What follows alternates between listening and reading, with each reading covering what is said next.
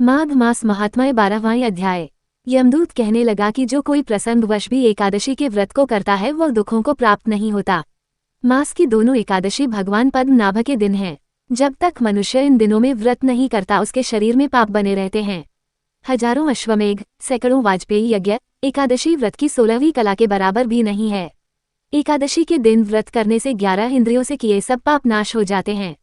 गंगा, गया, काशी, पुष्कर, कुरुक्षेत्र, यमुना, चंद्रभागा कोई भी एकादशी के तुल्य नहीं है।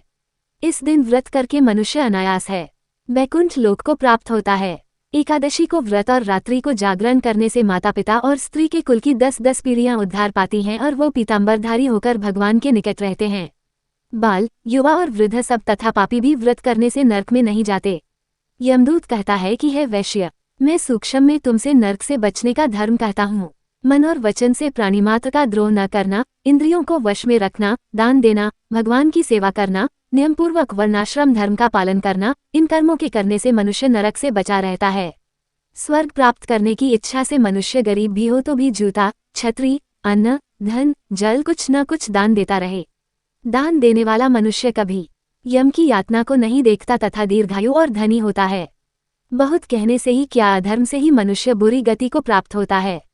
मनुष्य सदैव धर्म के कार्यों से ही स्वर्ग प्राप्त कर सकता है, इसलिए बाल्यावस्था से ही धर्म के कार्यों का अभ्यास करना चाहिए।